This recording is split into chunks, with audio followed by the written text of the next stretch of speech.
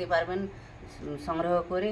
যখন একটু আত্মীয় স্বজন আসলো বাড়িতে ভেজেও দিতে পারবেন, কেউ বাচ্চারা বায়না করলে একটু ভেজে দিতে পারবেন। কেনার থেকে নিজে হাতে বানিয়ে যদি আমরা খাই তাহলে তাতে আনন্দটা বেশি।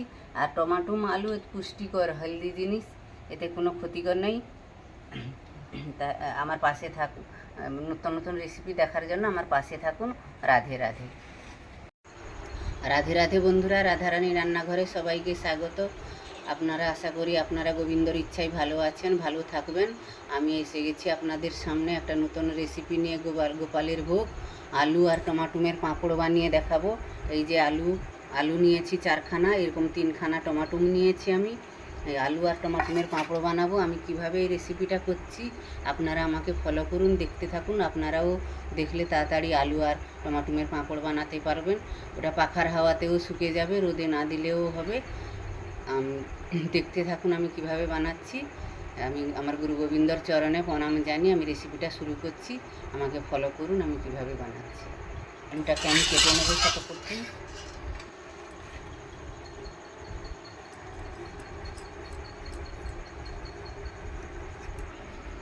আলু কেটে ভালো করে ধুয়ে নিয়েছি, টমাটোগুলো ভালো করে কেটে ধুয়ে নিয়েছি। এবার আমি একটা মিক্সির বলে আমি পেস্ট করে নেব। আলু আর টমাটো একসঙ্গে আমি পেস্ট করে নেব। ওতে জল দেওয়া যাবে না, কারণ আলুরও জল বেরোয়, টমাটোমেরও জল আছে। একবার পেস্ট হয়ে গেছে, এই একটা ছাঁকনির সাহায্যে আমি ছাঁকিয়ে নেব।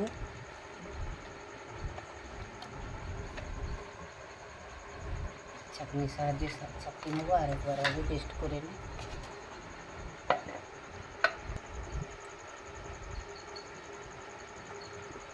বন্ধুরা পুরোটা পেস্ট করা হয়ে গেছে।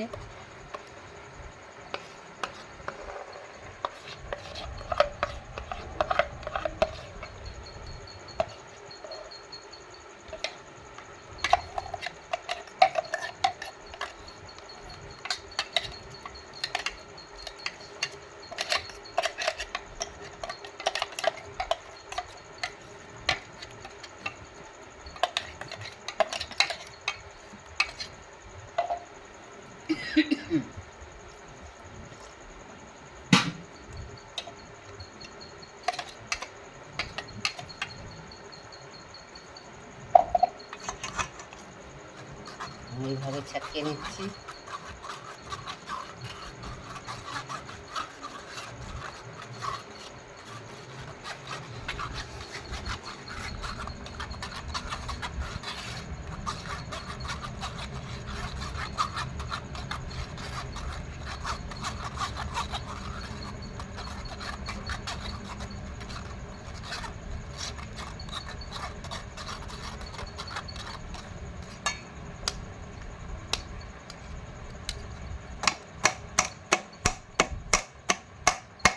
বন্ধুরা আমি পেস্ট করে একটা ছাঁকনির সাহায্যে ছাঁকিয়ে নিয়েছি, এরকম হয়ে গেছে।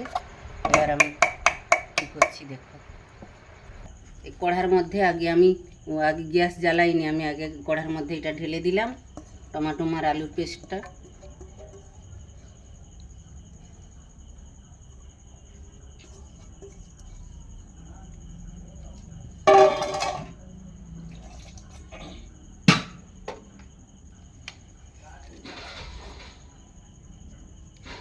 অল্প একটু নুন দিয়ে দিচ্ছি।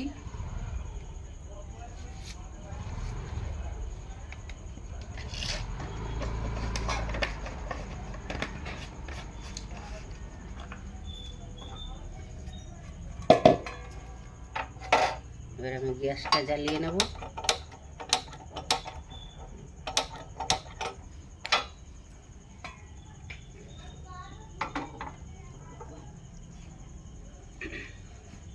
করে নেব, ভালো করে জ্বালা দিয়ে নেব,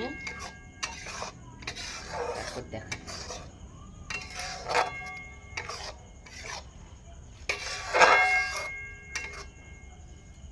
এই দেখুন বন্ধুরা,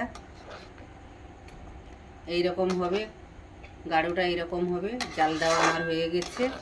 আমি টমাটোমের কালারটা আনার জন্য আমি একটু ফুড কালার দিয়ে নিচ্ছি।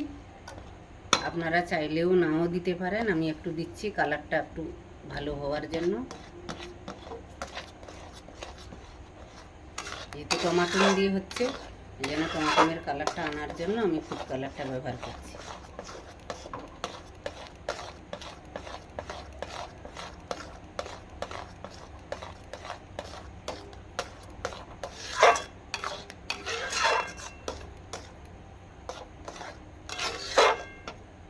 আর আমি যেহেতু টমাটোমের দানাটা ফেলে দিয়েছি, তার জন্য আমি একটু সাদা তিল দিয়ে দিচ্ছি। এই যে সাদা তিল একটু দিয়ে দিচ্ছি এর মধ্যে।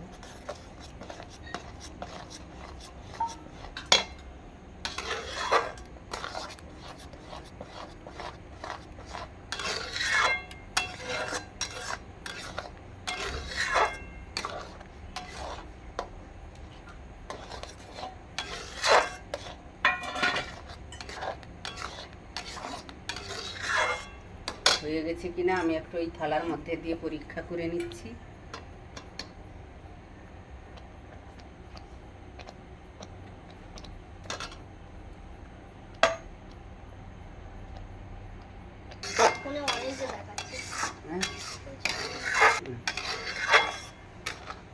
কালারটা খুব সুন্দর হয়েছে।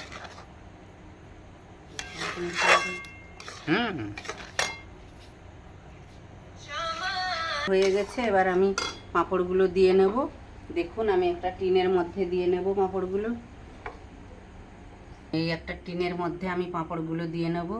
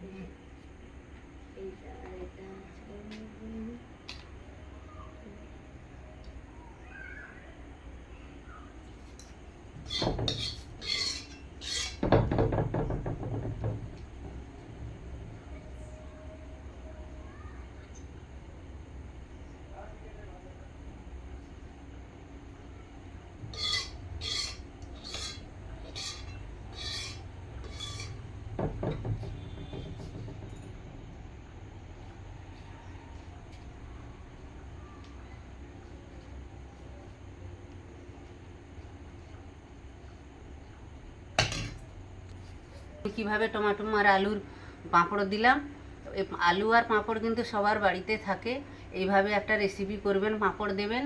পাঁপড়টা খুব সুস্বাদু হয় খেতে। আমি আজকে পাঁপড়টা দিলাম, কালকে আমি শুকিয়ে গেলে আমি ভেজে আবার আপনাদের দেখাবো কতটা ভালো হয়েছে পাঁপড়টা। আশা করি আপনারা এইভাবে করবেন, ভালো লাগবে খুব। রাধে রাধে বন্ধুরা, আপনারা সবাই তো নানা রকমের পাঁপড় খেয়েছেন। আমার মাসি টমেটো আর আলু দিয়ে পাঁপড় বানিয়েছে। এই খাবারটি সুস্বাদু খেতে, আপনারা বাড়িতে বানিয়ে দেখতে পারেন। আর নিত্য নতুন রান্না দেখার জন্য আমার মাসির পাশে থাকবেন, সাবস্ক্রাইব এবং কমেন্ট করবেন। এই রান্নাটাই ভালো লাগলে আপনারা কমেন্ট করবেন। রাধে রাধে। রাধে রাধে বন্ধুরা, রাধে রাধে বন্ধুরা। আমার পিপি